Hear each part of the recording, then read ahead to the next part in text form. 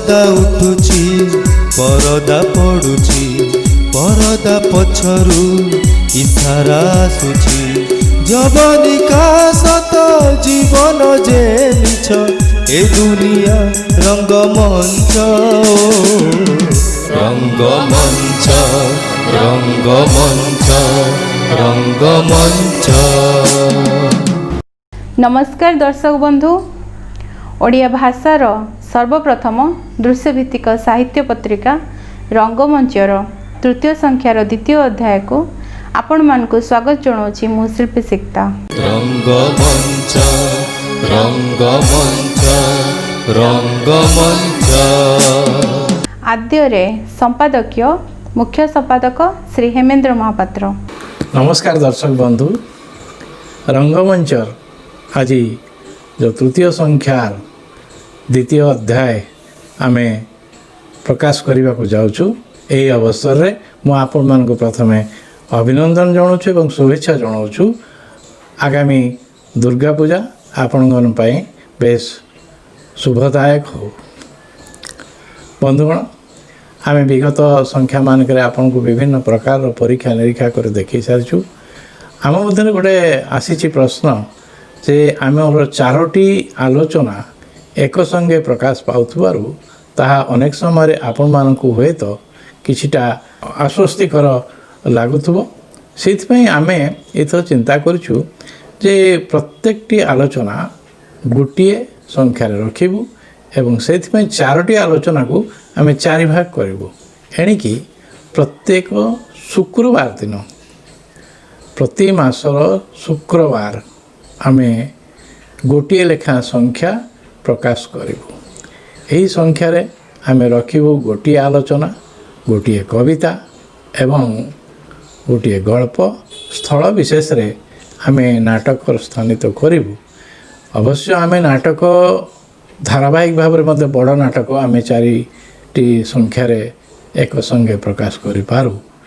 एबे कोविड जो जंत्रणा, जो कोविड कटकणा, से आमे नुआ नाटक प्रयोजना करिबारे अनेक असुविधा भोग करूँ। से आवश्यक पड़े आम नुआ नाटक निश्चित भाव प्रस्तुत करूँ और आपण मानक आगे प्रदर्शित करूँ। किंतु वर्तमान आपण मानक अनुरोध, आपण यही परिस्थिति रे आम सहित सहयोग करंतु एवं परवर्ती संख्या मानक आमर यही जो परिवर्तन आम करूँ एथिरे आपण माने सम्मति प्रकाश करंतु।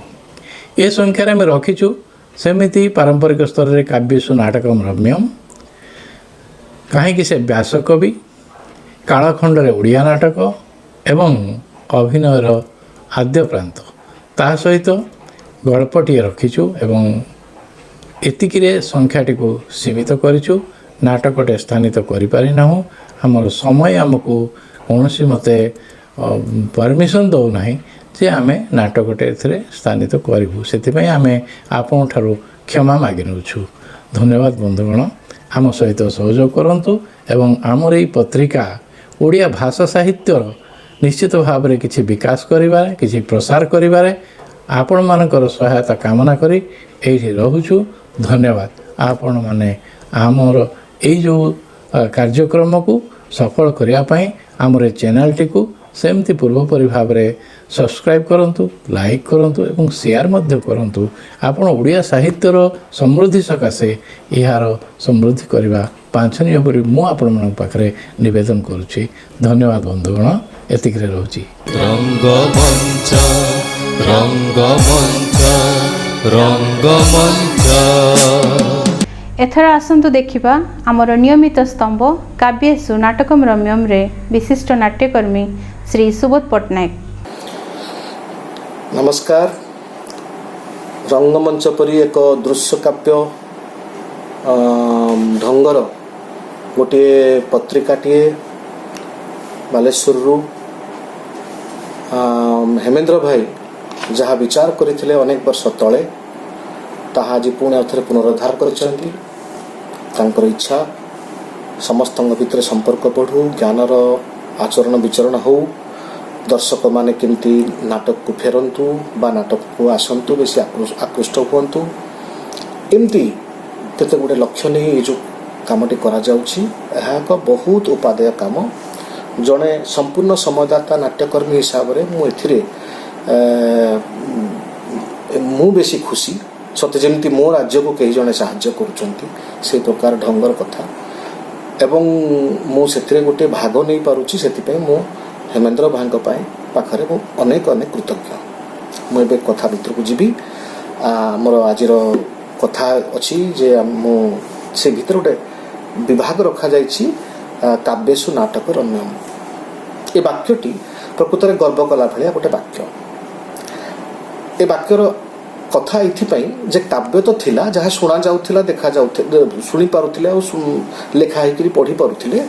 ପୁଣି ତାକୁ ଦୃଶ୍ୟ କାବ୍ୟ କରିବା ପାଇଁ କ'ଣ ପାଇଁ ଚିନ୍ତା କରାହେଲା? 2500 ବର୍ଷ ପୂର୍ବରୁ କାହିଁକି ଭରତ ମୁନି ଏ ପ୍ରକାର ସୂତ୍ର ତିଆରି କଲେ ଏବଂ ତାହା ପୁଣି ଆମେ ରେକଗ୍ନାଇଜ୍ କରୁଛନ୍ତି ଗୋଟେ ନିର୍ଦ୍ଦିଷ୍ଟ କଳାତ୍ମକ ଦିଗ ହିସାବରେ। ଏବଂ ଏବେ କଥାବାର୍ତ୍ତା ଆସିଛି ଯେ କାବ୍ୟେଷୁ ନାଟକ ରମ୍ୟମ୍।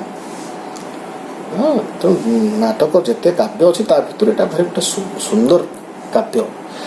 ଏଇଟା ଏଇଥିପାଇଁ ଯେ ଯେମିତି ବଟିକା ତିଆରି ହେଉଥିଲା ତାକୁ କ୍ୟାପସୁଲ୍ କରାଗଲା, କାରଣ ରୋଗୀ ପିତା ବଟିକା ଖାଇବା ପାଇଁ ଭଲ ପାଇଲାନି। ତେଣୁ ତାକୁ ଗୋଟେ ରଙ୍ଗୀନ କଭର ଭିତରେ ମିଠା ମିଠା ଲାଗୁଥିଲା ଭଳି ଢଙ୍ଗରେ ଗୋଟେ ଚକୋଲେଟ୍ ଦେଲା ଭଳି ତାକୁ ଦେଇଦେବା, କିନ୍ତୁ ଉଦ୍ଦେଶ୍ୟ ହେଉଛି ତା ଭିତରେ ଥିବା ପାଉଡରଟା ତାର ଦେହ ଭଲ କରିବ। ଠିକ୍ ସେମିତି କାବ୍ୟରେ ରମ୍ୟ ପାର୍ଟଟା ଯେଉଁଥିରେ ମନ ଖୁସି ହେବ, ରସ ଉତ୍ପତ୍ତି ହେବ, ତାହା ହେଉଛି କ୍ୟାପସୁଲର କଭର। କିନ୍ତୁ କାବ୍ୟରେ ଯାହା ଲେଖାଯାଇଛି, ଯେଉଁ ବିଷୟରେ ଡିଲ୍ କରାଯାଉଛି, ସେଇଟା ହେଉଛି ଗୋଟେ ପାଉଡର ଭଳି। ତେଣୁ ଆମର ନାଟକ ଯେଉଁମାନେ ଲେଖୁଛନ୍ତି ସେମାନେ ମୁଖ୍ୟତଃ 5ଟା ଜିନିଷ ପାଇଁ ସେମାନେ କାଳଜୟୀ ହିଁ ରହିବେ। କ'ଣ ନା ଗଳ୍ପର ଉତ୍କଣ୍ଠା ଆଉ ଶୀର୍ଷ ସ୍ଥାନ କାଳ ପାତ୍ରକୁ ନେଇ କେମିତି ଖେଳି ଖେଳିକି ଆଗକୁ ନେଇ ହେବ, ଏବଂ ଚରିତ୍ର କ'ଣ କ'ଣ ରହିବେ ଯେଉଁମାନଙ୍କର ଚିତ୍ରଣ କରାଯାଇପାରିବ, ଏବଂ ଭାଷାର ବିନିମୟ ସେମାନଙ୍କ ଭିତରେ କେମିତି ହେବ, କେତେ ହେବ। ଆଉ ମୋଟାମୋଟି ଭଲ ଆଉ ମନ୍ଦର ଯୁଦ୍ଧ ଦେଖେଇକି ସବାଶେଷରେ ଗୋଟେ ଆଶା ରୂପକ ଜିନିଷରେ ଭଲକୁ ଜିତେଇବାର ପ୍ରକ୍ରିୟାରେ ପୁରା ଜିତାନ୍ତୁ, ଅଳ୍ପ ଜିତାନ୍ତୁ ବା ଜିତିବାର ବାଟ ଦେଖାନ୍ତୁ, ଯାହା ବି ହଉ, ଗୋଟେ ଏଇ ପ୍ରକାର ଗୋଟେ ଧନ୍ଦା ଭିତରେ ଆମକୁ ନାଟକକୁ ଶେଷ କରିବାକୁ ପଡ଼ିବ। ଏଇତକ ଜିନିଷ ଯେଉଁ ରଚନା ଭିତରେ ଥାଏ, ସେମାନେ ସେଇତକ ଜିନିଷ ହିଁ ଆଉ ବଦଳେଇ ହୁଏ ନାହିଁ, କାଳ ପରେ କାଳ ରହିଥାଏ। ଆଉ ସବୁ ଜିନିଷ ବଦଳେଇ ହେବ, ତାର ଆକ୍ଟିଂ ଷ୍ଟାଇଲ ବଦଳେଇ ହେବ, କମ୍ପୋଜିସନ୍ ବଦଳେଇ ହେବ, ଏଡିଟ୍ କରିଦେଇ ହେବ।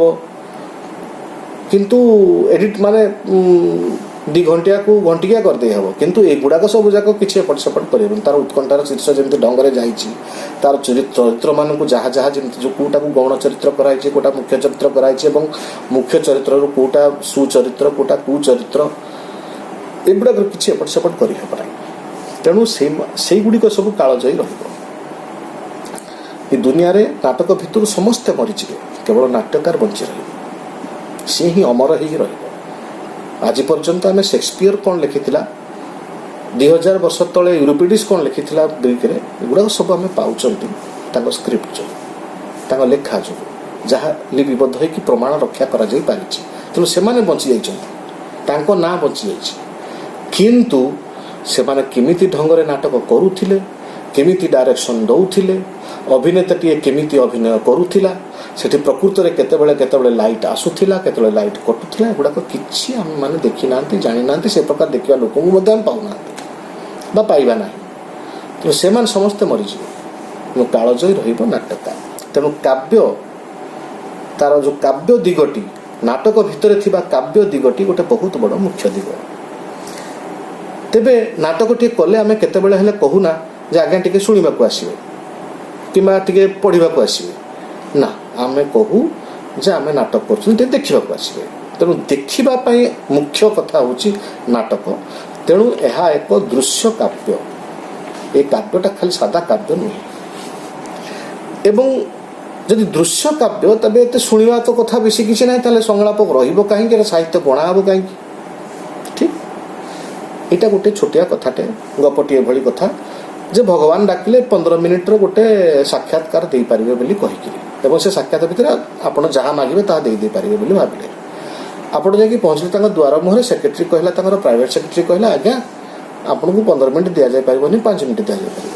ଆପଣ 15 ମିନିଟ୍ ପାଇଁ ପ୍ରସ୍ତୁତ ହେଇଯାଇଛନ୍ତି, 100ଟା କଥା ମନେ ରଖିଯାଇଛନ୍ତି, ଏଗୁଡ଼ା ଗଲେ ଧାଇଁ ଧାଇଁ ଧାଇଁ କରି ପଚାରି କହିବି ଆଜ୍ଞା ଏଗୁଡ଼ାକ ମୋର ଦରକାର, ମୋତେ ଦିଅନ୍ତୁ, ସେ ତଥାସ୍ତୁ କରିଦେବେ, କାମ ସରିଯିବ। କିନ୍ତୁ ସେଠି ଯେତେବେଳେ 5 ମିନିଟ୍ କଥା ଆସିଲା ତେଣୁ ଆପଣ ସେଥିରୁ 35ଟା ଜିନିଷରୁ 15ଟା ଜିନିଷ ଡ୍ରପ୍ କରିବାକୁ ପଡ଼ିଲା, 20ଟା ଜିନିଷ ଡ୍ରପ୍ କରିବାକୁ ପଡ଼ିଲା, ସେଥିରୁ ବାଛିଲେ ଯେ ଏଇତକ ବେଷ୍ଟ ଜିନିଷ ମୁଁ ନେବି। ତାପରେ ଯେତେବେଳେ 20 ମିନିଟ୍ ପରେ ସେଠି ପହଞ୍ଚିବା ପାଇଁ 5 ମିନିଟ୍ର ଇଏ ପାଇଁ ପହଞ୍ଚିବା ପାଇଁ କଥା ଆସିଲା, ସେତେବେଳେ ପୁଣି ପ୍ରାଇଭେଟ୍ ସେକ୍ରେଟାରୀ କହିଲା ଆଜ୍ଞା ବେଶୀ କିଛି ନାହିଁ, 2 ମିନିଟ୍ ଖଣ୍ଡେ ମିଳିବ, କାରଣ ସାର୍ଙ୍କର ଅନ୍ୟ ଆଡ଼େ ଆପଏଣ୍ଟମେଣ୍ଟ ଅଛି, ଆପଣ ନମସ୍କାର କରିବେ, ଦୀପଦ ହାଇ ହାଲୋ କହିଦେଇକି ପଳେଇବେ। ଆଚ୍ଛା କଥା, 5 ମିନିଟ୍ ଭିତରେ ଯେଉଁ 10ଟି 15ଟି କଥା କହିଦେଲେ ତାହେଲେ ସେତକ ବି ତ ହେଇପାରିବନି। 2 ମିନିଟ୍ ଭିତରେ 1 ମିନିଟ୍ ଭିତରେ ମାତ୍ର 2-4ଟା ଜିନିଷ କହିହେବ, ତେଣୁ ତା ଭିତରୁ ପୁଣି 4ଟା ଜିନିଷ ବେଷ୍ଟ ଜିନିଷ ବାହାର କରିବେ। ତେଣୁ 100ଟା ଜିନିଷରୁ ଆସିକି 5ଟା ଜିନିଷରେ ଯେତେବେଳେ ପହଞ୍ଚିବେ ସେତେବେଳେ that will be the best ପ୍ରିମ୍ ଯାହା ଭଗବାନଙ୍କୁ ଆପଣ ମାଗିବେ, ଯାହା ଏକଦମ ବେସିକ୍ ନେସେସିଟି। ଠିକ୍ ସେମିତିଆ ଯେତେବେଳେ ସୀମିତ ସ୍ଥାନ, ସୀମିତ ସମୟ, ସୀମିତ ଚରିତ୍ର ଭିତରେ ଗୋଟିଏ ଗପଟିକୁ କହିବାର ଦେଖେଇବାର ଢଙ୍ଗ ଆସିବ, ସେଇ ଢଙ୍ଗଟାକୁ ହିଁ ନାଟକ କୁହାଯିବ। ସେଇ ସମୟରେ ଆମକୁ ସୀମିତ କଥା ଥିବାରୁ, ଯେହେତୁ ବାଚିକ ଅଭିନୟଟା ଗୋଟେ ଭାଗ, କିନ୍ତୁ ଆଙ୍ଗିକ ଅଭିନୟ ଓ ଆହାର୍ଯ୍ୟ ଅଭିନୟ 2 ଭାଗ, ସେଥିରେ ଦୃଶ୍ୟର କଥା ଅଛି, ଦେଖେଇବାର କଥା ଅଛି। ତେଣୁ କେବଳ ଅଙ୍ଗ ପ୍ରୟୋଗ ପରେ ଏତିକି ପାଇଁ ଅଳ୍ପ ସମୟ ଆମେ ଦେଇପାରିବା, ଯେହେତୁ ତେଣୁକରି ସେଥିପାଇଁ ବହୁତ ଚିନ୍ତା କରିକିରି ବାଛିକିରି ଶବ୍ଦ ପ୍ରୟୋଗ କରିବାକୁ ପଡ଼ିବ। ସେଠି ଆଉ ହଁ ନା ଚୁ ତୁ ଛେ ଏଗୁଡ଼ା ସବୁ ମିଶିଗଲା ମାନେ ତାର ମଧ୍ୟ ଅର୍ଥ ଏପଟ ସେପଟ ହେଇଯିବ। ସେଟା ଏତେ କନସେନ୍ଟ୍ରେଟ୍ ହେଇକି ଥିବ ଯେ ତାକୁ ଡାଇଲ୍ୟୁଟ୍ କରିବା ପାଇଁ ଗୋଟେ ଛୋଟ ବୁନ୍ଦା ମଧ୍ୟ ସଫିସିଏଣ୍ଟ। ତେଣୁ ସେଥିପାଇଁ ସେଟାକୁ ଆମକୁ ବହୁତ ଜଗିବାକୁ ପଡ଼ିବ। ଆଉ ଗୋଟେ କଥା, ଆମେ ସଦାବେଳେ ଗୋଟେ ଭୁଲ ରାସ୍ତା ଆଡ଼କୁ ଯାଉଛନ୍ତି, ଏଇଟା ଶେଷ କଥା ମୁଁ କହିବି ଯେ ଆମେ ଅନେକ ସମୟରେ କହନ୍ତି ଯେ ନାଟକଟା ମନୋରଞ୍ଜନ କରିବା ପାଇଁ। ଯାତ୍ରାବାଟି ମାନେ କହନ୍ତି ଯେ ମାନେ ଯାତ୍ରାରେ ଯେଉଁମାନେ ଲେଖନ୍ତି ଇଏ କରନ୍ତି ସେ କହନ୍ତି ନାଟକ ମନୋରଞ୍ଜନ ପାଇଁ ନାଟକ, ତେଣୁ ଆମର ଏତେ ଲୋକ ଆସୁଛନ୍ତି ମନୋରଞ୍ଜନ କରୁଛନ୍ତି। କିନ୍ତୁ ପ୍ରକୃତରେ ତାହା ମନୋରଞ୍ଜନ ନୁହେଁ। ଆଉ ନାଟକ ମନୋରଞ୍ଜନ ପାଇଁ ନୁହେଁ, ନାଟକ ଚିତ୍ତରଞ୍ଜନ ପାଇଁ। ମନୋରଞ୍ଜନ ଆଉ ଚିତ୍ତରଞ୍ଜନ ଭିତରେ ବହୁତ ଫରକ ଅଛି। କୁତକୁତ କରିଦେଲେ ଆମେ ହେ ହେ ହେଇଯିବା, ଏଇଟା ହେଉଛି ଗୋଟେ ମନୋରଞ୍ଜନର କଥା। କିନ୍ତୁ ମୁଁ ଗୋଟେ ହସ କଥାଟେ ଶୁଣିଦେବି, ସେଟା ମୋର ସାରା ଜୀବନକୁ ମନେ ରହିବ, ଆଉ ଯେତେବେଳେ ଗାଡ଼ି ଚଲାଉଥିବି ମଧ୍ୟ ମୋତେ ସେ ହସ କଥାଟା ମନେ ପଡ଼ିଲେ ମୁଁ ମନେ ମନେ ଟିକେ ହସୁଥିବି, ସେଟା ଚିତ୍ତରଞ୍ଜନ କଥା। ଏଇଟା ହେଉଛି ବଡ଼ ଫରକ। ତେଣୁ ଆପେ ଆପେ ଆମ ଭିତରକୁ ପଶି ଆସିବାର କଥାଟା ହେଉଛି ଗୋଟେ କ୍ଷଣସ୍ଥାୟୀ ନୁହଁ, ଦୀର୍ଘସ୍ଥାୟୀର କଥା। ନାଟକ ଏକ ଆତ୍ମଚେତନାର କଥା। ସେଟା ସେମିତି ଗୀତ ହେବ ନାହିଁ, ସେଇ ଗୀତ ଗୁଡ଼ାକ ଯେଉଁଗୁଡ଼ାକ ଭାରି ଡିମାଣ୍ଡ ଗୀତ, ବହୁତ ଲୋକ ଜାଣିଥିବା ଗୀତ, ସେଟା ପ୍ରତ୍ୟେକ ମାନେ ବାହାଘରରେ ବାଜୁଥିବ ପ୍ରୋସେସନରେ, କିନ୍ତୁ ଆଜି ସେ ଗୀତଟା ବାଜୁଛି, 2 ବର୍ଷ ପରେ ସେ ଗୀତ ନଥିବ, ଆଉ ଗୋଟେ କେଉଁ ଗୀତ ସେଇଥିବ। ତେଣୁ ସେଗୁଡ଼ାକ କାଳଜୟୀ ହେବ ନାହିଁ। ତ ସେଇ କ୍ଷଣସ୍ଥାୟୀ ବହୁତ ଉତ୍ତେଜନା ଦେବ ସେଇ ବର୍ଷେ 2 ବର୍ଷ। ତେଣୁ ସେଇ ଦୃଷ୍ଟିରୁ ଆମକୁ ବହୁତ ଚିନ୍ତା କରିବାର କଥା ଯେ ଆମେ ଦର୍ଶକମାନଙ୍କ ପାଇଁ, ଆମେମାନେ ତାଙ୍କ ଦାବି ପୂରଣ ପାଇଁ ଆସିନାହାନ୍ତି। ଏବେ ଯାତ୍ରାପାର୍ଟି ହଉ ବା କମର୍ସିଆଲ ଉଦ୍ୟମରେ ଯାହା ସବୁ ଚାଲିଛି, ସେଠି ସବୁଯାକ ଚାଲିଛି କମର୍ସିଆଲ। ସେଥିପାଇଁ କୁହାଯାଇଛି କେବଳ ପଇସା ଇନକମ୍ କରିବା ପାଇଁ ତୁମେ ଯାହା ଚାହିଁବ ମୁଁ ଦେବା ପାଇଁ ରାଜି। ତମେ ରେପ୍ ଚାହୁଁଛ ଷ୍ଟେଜ୍ ଉପରେ ଦେବି, ତମେ ଚାହୁଁଛ ମର୍ଡର ଦେବି, ତମେ ଚାହୁଁଛ କମେଡି ମୁଁ ଦେବି, ତମେ ଚାହୁଁଛ କୋରସ୍ ଡାନ୍ସ ମୁଁ ଦେବି, ତମେ ଚାହୁଁଛ ମୁଁ ଆଉ ଗୋଟେ କ'ଣ ଗୋଟେ କରେ ମୁଁ ଦେବି, ମଦୁଆ ଚରିତ୍ର ଗୋଟେ ଦରକାର ଦେବି। ତେଣୁ ନାଟକର କାବ୍ୟଟା ସେତିକି ବେଳେ ରମ୍ୟ ଯେତେବେଳେ ନାଟକ ତାର ନିଜର ନିଜତ୍ୱ ରଖିବ। ସେ ନିଜତ୍ୱଟା ହେଉଛି ଆମକୁ କୌଣସି ଦର୍ଶକ କହିନାହିଁ ତୁମେ କଳାକାର ହୁଅ, ଆମେ ତୁମକୁ ନାଚିକି ଦେଖିବୁ ବୋଲି। ଆମେ ଡିସାଇଡ୍ କରିଛନ୍ତି। କେହି କେବେ କାହାକୁ କଳାକାର ତିଆରି କରେଇ ଦେଇପାରେ ନା। ମୋ ପାଖରେ ଗୁଣ ଥାଇପାରେ ଅଭିନୟର, ମୋ ପାଖରେ ଗୁଣ ଥାଇପାରେ ଗୀତ ଗାଇବାର, କିନ୍ତୁ ଯଦି ମୁଁ ନ ଚାହିଁବି ତେବେ ମୋତେ କେହି କଳାକାର କରେଇ ପାରିବେ ନାହିଁ। ତେଣୁ ସେଇ ଦୃଷ୍ଟିରୁ ଆମକୁ ଚିନ୍ତା କରିବାକୁ ପଡ଼ିବ ଯେ ଯାହା ଉଚିତ ଭଲ ମନ୍ଦ ଦେଖେଇକିରି ସବା ଶେଷରେ ଜିତେଇବାର ଯେଉଁ କଥାଟା ଅଛି ସେଟାକୁ ମୁଁ କେମିତି ହେଲେ କରିବି। ତେଣୁ ସେଇ ପ୍ରକାର ନାଟକର ଉଦ୍ଦେଶ୍ୟକୁ ଆଖି ଆଗରେ ରଖି ଆଶା କରିକି ଆମେ ରହିବା। ମୁଁ ଭାବୁଛି ନାଟକ କାବ୍ୟ ଅନୁସାରେ ସବୁଠୁ ଉଚ୍ଚ କୋଟିର କାବ୍ୟ ହେବ ସେତିକି ବେଳେ, କାରଣ ଏଥିରେ ଗୋଟେ ଆରମ୍ଭ ଶେଷ ଏବଂ ତାର ଗୋଟେ ଶୀର୍ଷକୁ ଗଲା ଭଳିଆ ଆଶା ଦେଖେଇଲା ଭଳିଆ, ଉଚିତ ଅନୁଚିତ ଦେଖେଇ ପାରିଲା ଭଳିଆ ଗୋଟେ ବିରାଟ ବଡ଼ କଥା ମୋତେ କହିବାର ସୁଯୋଗ ଦେଇଥିବାରୁ ମୁଁ ରହୁଛି। ମୁଁ ଅନେକ କୃତଜ୍ଞ ଯେ ଏହି ପ୍ରକାର କାମ ଗୋଟେ ଚାଲିଛି। ଆମେ ଏଇଟା କେମିତି ବହୁତ ଦୀର୍ଘସ୍ଥାୟୀ କରିବା ସେଥିପାଇଁ ସମସ୍ତେ ମିଳିମିଶି ଚେଷ୍ଟା କରିବା। ଧନ୍ୟବାଦ। नमस्कार। धन्यवाद श्रीजुक्त पट्टनायक। एथर आसतु देखा कहीं से व्यासकवि एक आलोचना आलोचक डॉक्टर लक्ष्मीकांत त्रिपाठी। आपण माने समस्ते स्वप्नभंग शब्द सहित हुए तो परिचित थिबे।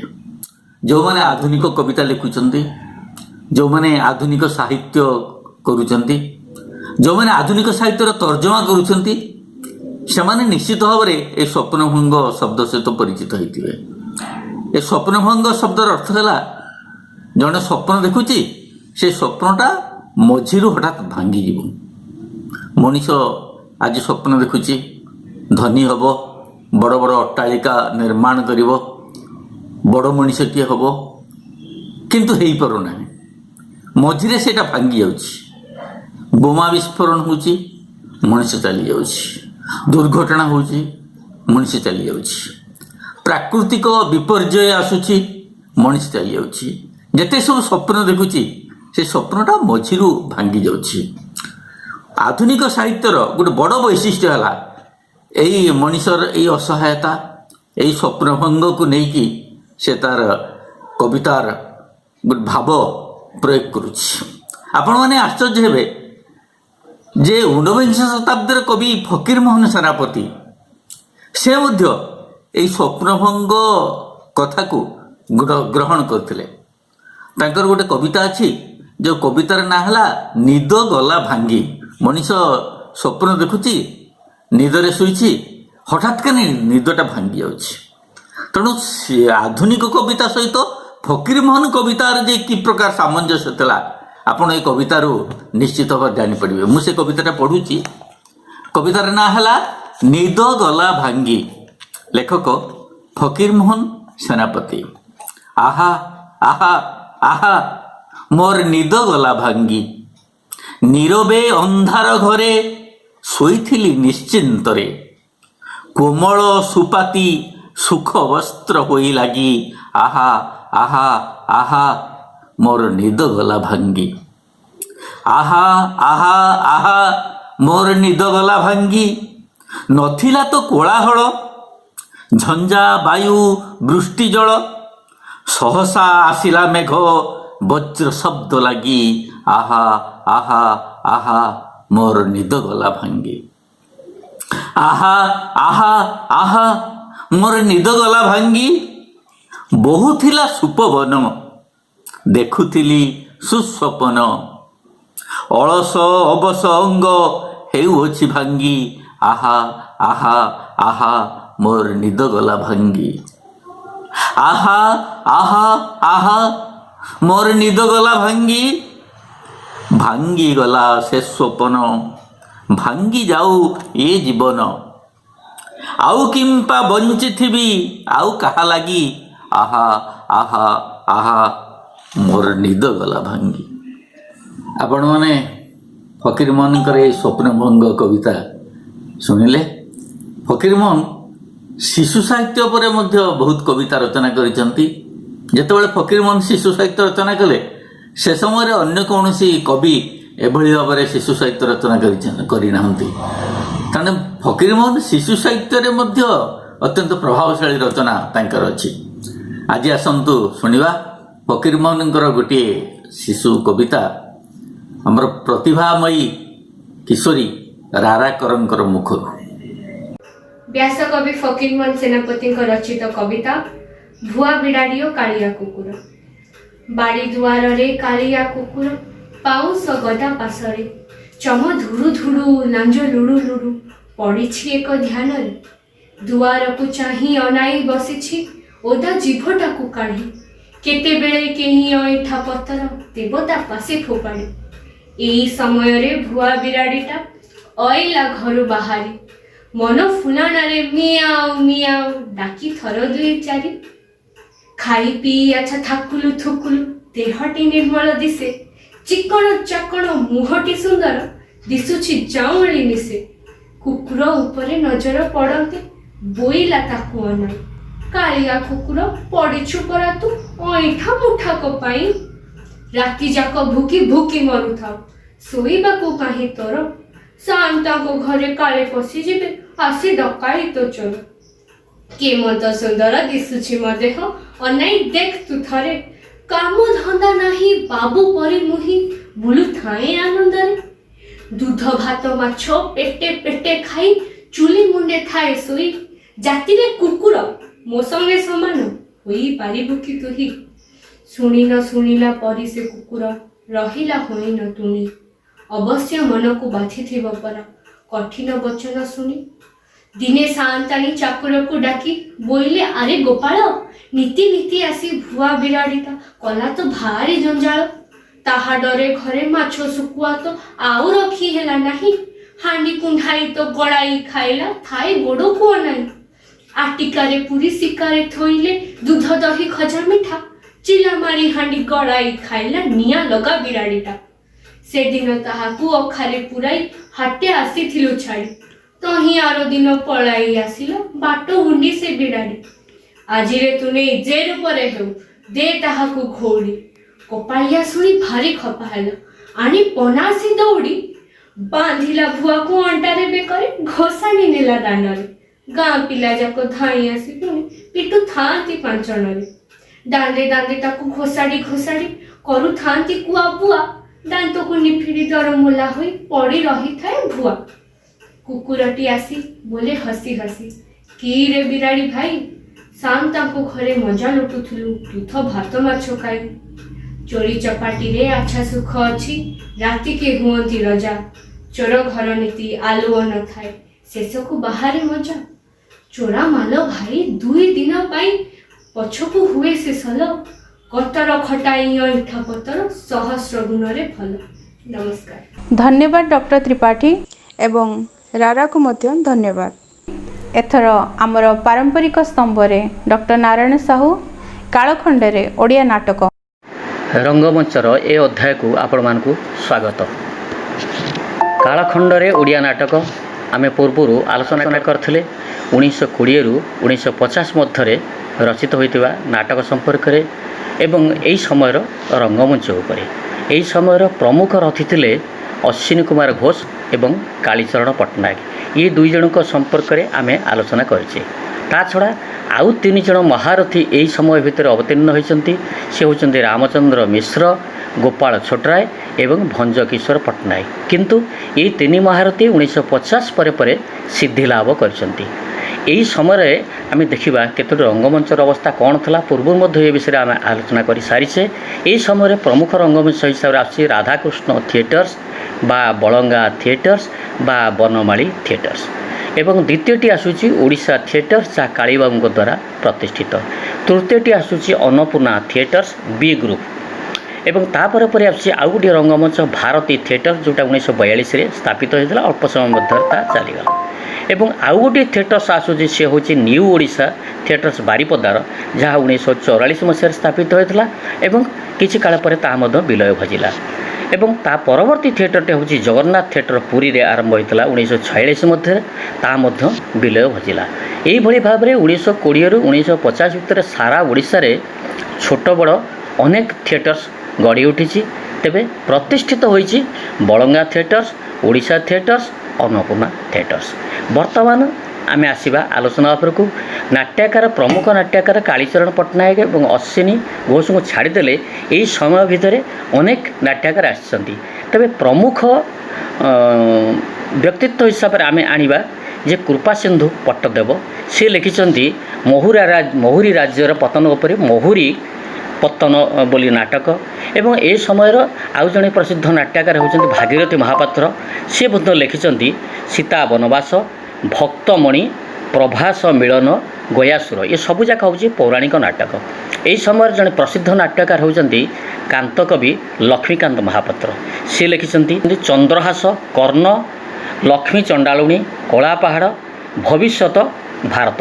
ତେବେ ଏଥିରେ ଲକ୍ଷ୍ୟ କରିବା କଥା ଯେ କାନ୍ତକବି ଲକ୍ଷ୍ମୀକାନ୍ତର ଅଧିକାଂଶ ନାଟକ ହେଉଛି କାବ୍ୟ ନାଟକ। କବିତା ହିସାବରେ ମୁଖ୍ୟ ଭାବରେ ନେଇକରି ସେ ନାଟକ ଦିଗକୁ ପ୍ରସାରିତ କରିଛନ୍ତି। ଏବଂ ଏହି ସମୟର ଆଉ ଜଣେ ପ୍ରସିଦ୍ଧ नाट्यकार होउचंदी कवि मानसिंह। से कवितार चिंता करचंदी, नाट्यकार लिखिचंदी, नाटक आकार लिखिचंदी। तेणु तांक लेखा भितर आमे अधिकांश काव्यर शुणिया पाऊ जो थे जातीयताबोध देशप्रेम इत्यादि देखा मिले। तांकर नाटक भितर रही प्रथम नाटकटी हूँ राजकवि उपेन्द्र, जहाँ 1928 मसीह रचित होता। पुष्पिता, पूजारिणी, नष्टनीड़, ये केतोटी नाटक, बारबाटी, बुद्ध, अथेलो इत्यादि। अथेलो हूँ अनुवाद नाटक।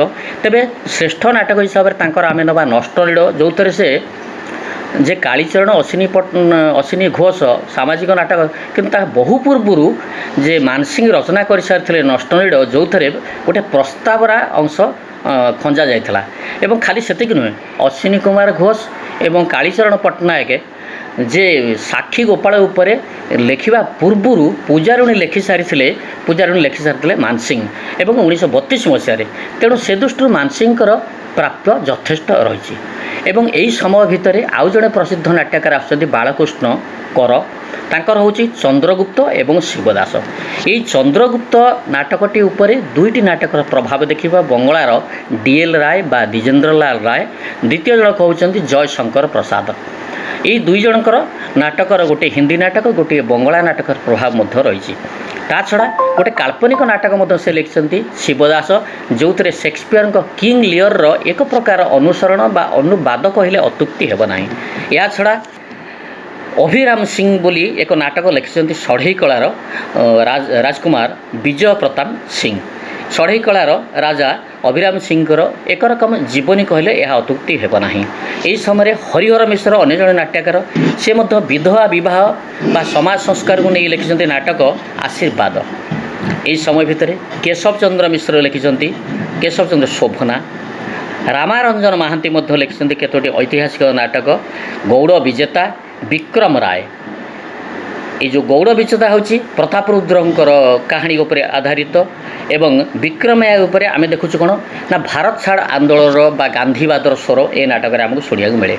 हरिश्चंद्र बड़ाल लिखिं देशर डाक, ये गोटे प्रसिद्ध नाटक, भल नाटक, जो थे ओडिशा किपरि स्वतंत्र प्रदेश होइछि तारी एक रकम स्थिर चित्र आम ए देखा पाइबा। ता छड़ा वैकुंठ पट्टनायक, कवि वैकुंठ पट्टनायक, से लिखिं मुक्ति पथे। यह एक काव्य नाटक, से कवितार अनुरणित स्वर ही आम देखा पाइबा। ता छड़ा कालिंदी चरण पाणिग्राही लिखिं सौम्या, पद्मिनी, प्रियदर्शी, जोटा अशोकंकर जीवनी उपरे आधारित। अनंत प्रसाद पंडा लिखिं तुलसी सामाजिक नाटक, ताराबाई हूँ ऐतिहासिक नाटक। एवं सीमाद्री पट्टनायक यही समय भितर लिखिं पृथ्वीराज, कपिलेन्द्र देव, तापरे खारबेल ऐर, जजाति केशरी, अतसी इत्यादि नाटक। सची राउतराय यही समय जड़े प्रसिद्ध नाटक, मात्र गोटे नाटक लिखिं ता हूँ पूर्णिमा। परे परे आसुच्चंदी लाला नगेंद्र कुमार राय, से लिखिं अधिकांश पौराणिक नाटक, रघु अरकित, भक्ताधीन, कलिंग विजय, शेष स्वाधीन। ता भितर कलिंग विजय तांकर हूँ श्रेष्ठ नाटक। एवं काली प्रसन्न कवि लिखिं अभिराम सिंह। ए संपर्क में आउ गोटे नाटक पूर्व आम आलोचना कर सारी, नारी, जय पराजय इत्यादि नाटक आम देखा पाचु। ता छड़ा आउ जड़े आसुचंती श्रेष्ठ नाट्यकार यही समय एकांकिका लिखिकी प्रसिद्ध से होती हरेकृष्ण महताब। तांकर आमे देखुचे कौन शेष अश्रु, जुग संकेत इत्यादि नाटक आम देखा पाऊ। एकांकिकार हिसाब से से बेस प्रसिद्धि। यही समय भितर आउ कई जन नाट्यकार आम देखा, से होती नवकुमार दास, सत्यनारायण पंडा एवं नीलकंठ पट्टनायक। मोट उपरे यही अवधि 1920 रु 1950 भितर आम देखिलु बेसी परिमाण में ऐतिहासिक, बेसी परिमाण में पौराणिक नाटक एवं कम परिमाण में किसी सामाजिक नाटक। ये सबू नाटकर स्वर थिला कौन ना विभिन्न समस्या उपरे आधारित। धन्यवाद। आम आरथर को आलोचना करवा 50 परवर्ती नाटक संपर्क रहुछि। धन्यवाद डॉक्टर साहू। एथर आसंतु देखिबा अभिनयर आद्य प्रांत, आलोचक श्रीजुक्त नवीन परिड़ा।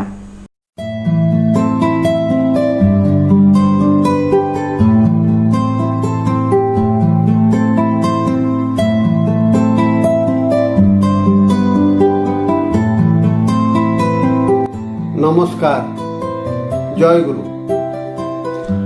आज आमर आलोचनार विषय वस्तु है नाटक प्रयोजन उपादान।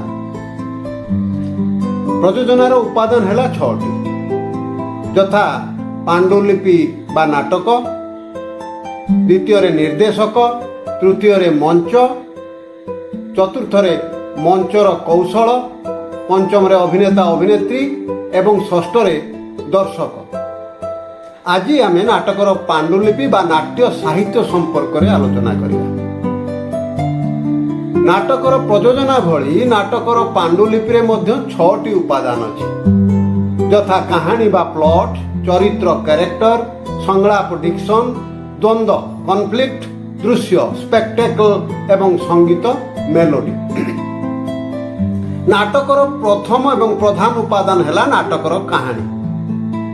ଏ କାହାଣୀ ଯେମିତି ହଉ ବା ଯାହା ଉପରେ ଆଧାରିତ ହଉ ନା କାହିଁକି, ଅର୍ଥାତ୍ ତାହା ପୌରାଣିକ ହେଇପାରେ, ଐତିହାସିକ ହେଇପାରେ, ସାମାଜିକ ହେଇପାରେ, ବିଜ୍ଞାନ ଭିତ୍ତିକ ହେଇପାରେ, କାହାଣୀଟି କିନ୍ତୁ ଏକ ନିର୍ଦ୍ଦିଷ୍ଟ ଆରମ୍ଭ, ଏକ ନିର୍ଦ୍ଦିଷ୍ଟ ମଧ୍ୟ ଏବଂ ଏକ ନିର୍ଦ୍ଦିଷ୍ଟ ଅନ୍ତ ମଧ୍ୟରେ ସମାପ୍ତ ହେବ।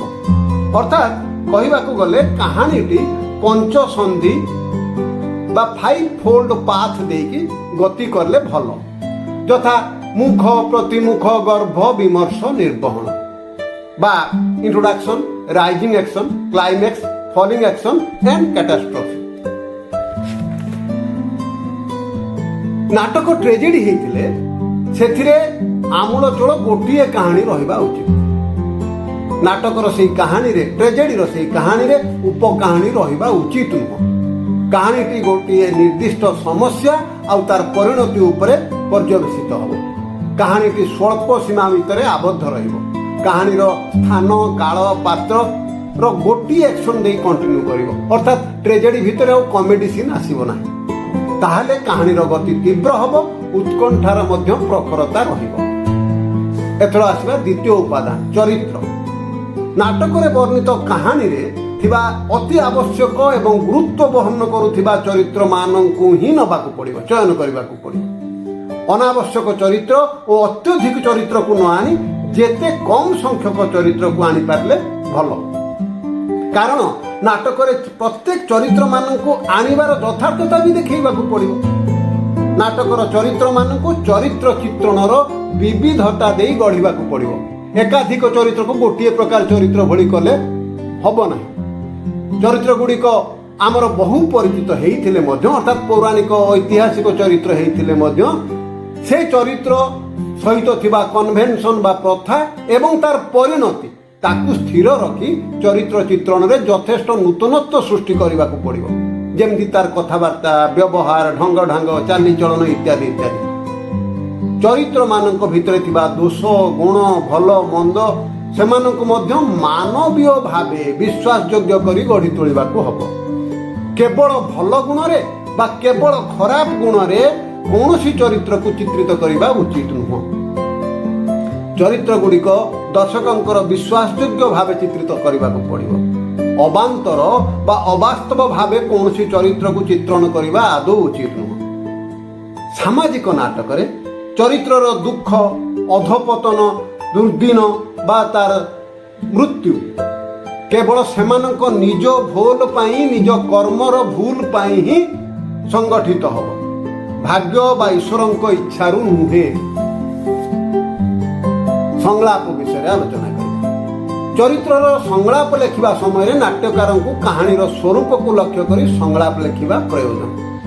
ନାଟକର ସଂଳାପ ଗୀତବଦ୍ଧ ଭାବେ ଲେଖାଯାଇପାରେ, ଅମିତ୍ରାକ୍ଷର ଛନ୍ଦରେ କିମ୍ବା ଗଦ୍ୟ ଛନ୍ଦରେ କିମ୍ବା ମିଶ୍ର ଛନ୍ଦରେ ମଧ୍ୟ ଲେଖାଯାଇପାରେ। ତାହା ନାଟ୍ୟକାରଙ୍କର ଇଚ୍ଛାଧୀନ।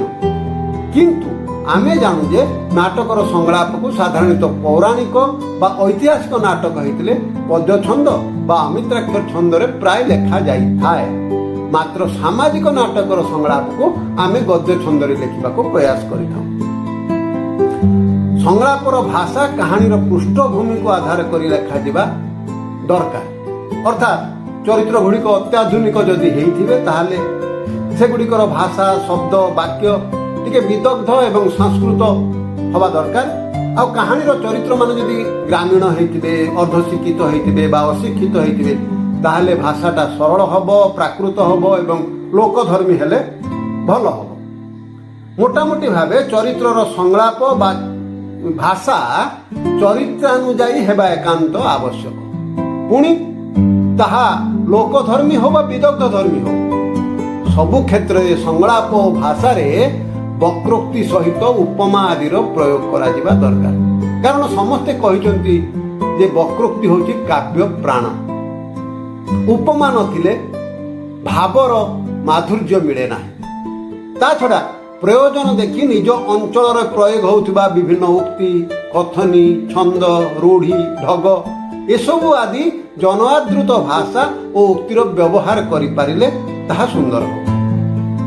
ତାହା ନାଟକ ତଥା ଚରିତ୍ରକୁ ପ୍ରତିଷ୍ଠିତ କରିପାରିବା ସହିତ ନାଟକକୁ ଏକ କାଳଜୟୀ ସାହିତ୍ୟ କରିପାରିବ ବୋଲି ମୋର ବିଶ୍ୱାସ।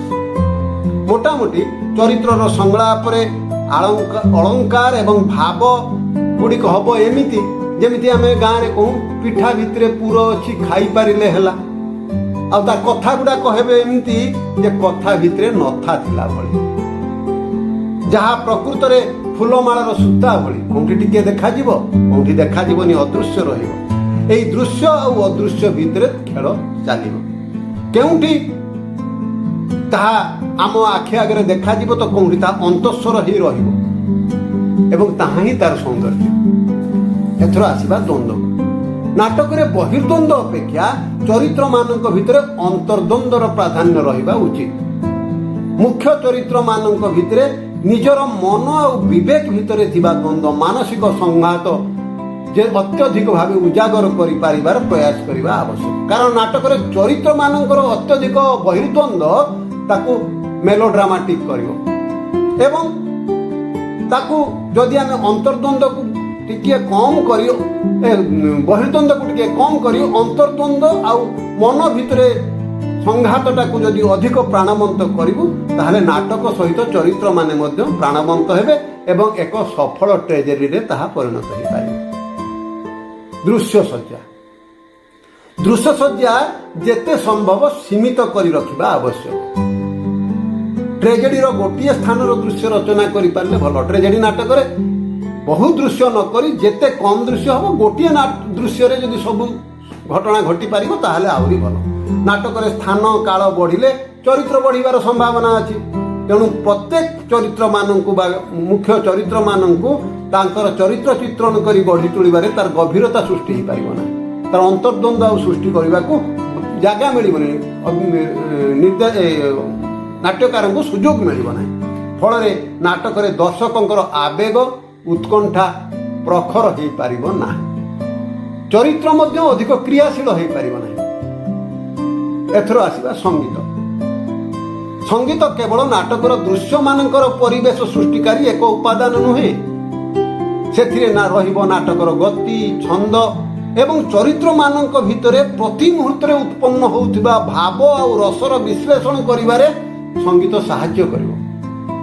ତେଣୁ ସେଥିପ୍ରତି ନାଟ୍ୟକାରଙ୍କର ବିଶେଷ ଭାବେ ଦୃଷ୍ଟି ରଖିବା ଆବଶ୍ୟକ। ତାହେଲେ ଆଜି ପାଇଁ ଏତିକି। ଆସନ୍ତା ସଂଖ୍ୟାରେ ଆମେ ଦ୍ୱିତୀୟ ଉପାଦାନ ନିର୍ଦ୍ଦେଶକ ସମ୍ପର୍କରେ ଆଲୋଚନା କରିବା। ନମସ୍କାର, ଜୟ ଗୁରୁ।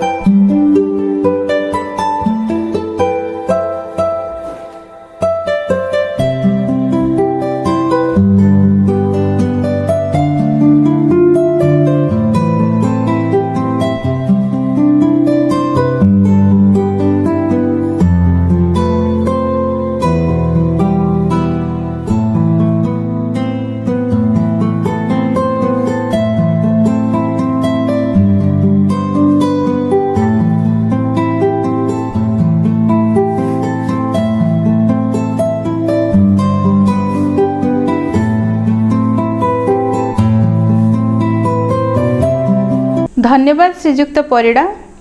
एथर आसतु शुणा गल्पक्रम विशिष्ट गाल्पिका श्रीमती देवजानी दास को। नमस्कार। रंगमंचर समस्त दर्शक को मोर सारस्वत शुभेच्छा और प्रणाम। मोर गल्प ईशान।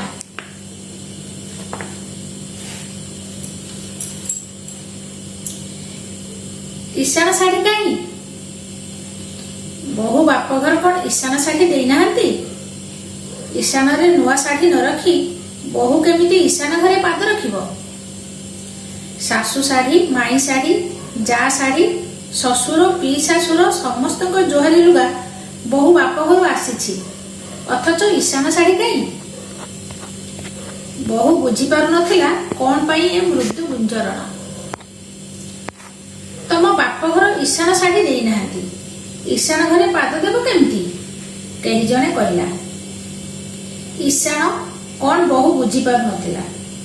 सासु को आस्ते पचारिला, ईशान कौन मां? कहीं हसिले, कहीं मुह मोड़ी धप धप पादरे सेठू चलीगले। अष्टमंगला बंद हो गला। बहु घर ईशान शाढ़ी आसवा परे बहु ईशान घरे पाद देला। कंसा थाली रे शाढ़ी रखी मुंडिया मारिला। तापर दिन से शाढ़ी को बहु को पिंधिबा को दे सासु कहले, आज आम हांडी रे तू प्रथम थर पे चाउल देबू। गाधोई सारी नुआ शाढ़ी पिंध। प्रथम थर शाढ़ी खंडे देलनी, एटा किंतु बड़ अशुभ हैला। तुम सहरिया लोक हेलो बोली कौन ईशान जानिबनी? एते पाठ पढ़ार मूल्य कौन जे रीतिनीति जानिनी। ता बापा खालीटारे मना करथिले ना, हेले सीए कौन सुनिला? अफसोस रे सासु कहले। बहु हांडी रे चाउल देला, ईशान घर संभाळिला। बहु सेतेबेले बड़ बहु हैला जेतेबेले मझिया दियरर बाहाघर हैला और आउ जड़े झील से घर को बहु हेई आसिला। सहरिया बेसी पाठ पढ़ा झील बड़ अड़ुआ, तेणु कम पाठ पढ़ी सबु संठना शिखि गाँव झील को बहु कर आनिले सासु ससुर। बड़ पुआ एवं चाहिला स्त्री और पिला को चाकरी जगह को नहीं जावाई। पिलार पाठ पढ़ा बयस होगा सांग को तार भी होटेल रे खाई खाई पेटरे नाना रोग बाहर। बड़ बहु स्वामी सांगे सहर आसला। जगह कि घर तैयारी करुछि बड़ पुओ। रोसई घर डिजाइन देखी बड़ बहु कहला, एठी हांडीशाल काई, ईशान काई? हसिला बड़ पुओ। एमएससी बीडी शिक्षागत योग्यता थिबा ता स्त्री रो कथा देख। जहाँ भी हेले सासु ससुर जेतेबेले एठी को आसीबे ईशान घर न देखी दुख करिवेनी। घरे ईशान घर नथिले सासु को जे भल लागिबनी। रोसई घर हैला गोटे पाखरे हांडीशाल ईशान घर, तो अन्य पाखरे गैस चूल्हा रांधिबार जगह। मझिरे कबाट। ईशान घर को आइंष जीवनी, पियाज रसुण जीवनी। घर तैयारी सरिबा परे आग को प्रतिष्ठा हेबो। बड़ पुओ कहूथला से जाई माँ बापा को नहीं आसिबो। एते दूरु स्त्री और पिला को नबनी। एबे पैसार अभाव सांग को थरे जाई आसिबा बेलू गुड़ाए टंका खर्च। बड़ बहु कहला तार भी जीवाक इच्छा होछि। केते दिनरु गाँव आसिलानी, सान जा संगे कथा भाषा टिके हेबो। 1.5 वर्ष हेलानी मझिया बहु आसिलानी। सबु संठना शिखिथिबा झील को निज पसंद रे बाहा करी आनिछंती सासु ससुर। सेमानको मन खुशी थिबो। ईशान घर को लक्ष्मीकर आस्थान रूपे संभाली थिबो सान बहु। सबु जानी शिखी से आसीछि सासु घर को। घरे पहुंची सासु ससुर को पाद धूली नेबा परे मुंडरे ओढ़ना दे बड़ बहु पशिला ईशान घर को मुंडिया मारिबा को। हेले ये कौन? ईशान घर काई, हांडीशाल काई? बड़ भाई ता चाकरी जगार घर करुवा रागरे दियर पैतृक जमी बिक्री करी पुराणा घर भांगी नुआ घर नुआ डिजाइन रे करबा आरंभ करिछि। आउ मझिया बहु कहिछि ए हांडीशाल फांडीशाल एठी रहिबनी। ईशान घर गोटे कौन, एपटे गैस रहिबो, तारी सेपट को ऊपर रहिबो भात हांडी, सेई पाखरे मांस झोल अंडा आमलेट। बड़ बोहू भाबुला मझिया बोहू जितेबाला बड़ बोहू हेब सभा सान दिअर स्त्री ता बाप घर ईशान शाढ़ी आणब ना नहीं, जदि आणब तेबे से शाढ़ी को कौठी रखी मुंडिया मारिब। श्रीमती दास को धन्यवाद दे एठी शेष करछु तृतीय संख्यार द्वितीय अध्याय को। परवर्ती संख्या आपण माने देखिबा को पाइबे निर्धारित समय रे। ते बंधुगण कार्यक्रमटी आपण मान को केमिति लागिला हमको निश्चय जणाइबे एवं आमर ही रंगमंच चैनलटी को लाइक शेयर एवं सब्सक्राइब करिया को जमा भूलिबेनी। आमको जोगाजोग करियार ठिकाना हेमेंद्र महापात्र, मोबाइल तथा व्हाट्सएप नंबर 9861350951। ते बंधुगण सेतबेले पर्यंत विदाय दियंतु, रहुछि, नमस्कार। रंगमंच रंगमंच रंगमंच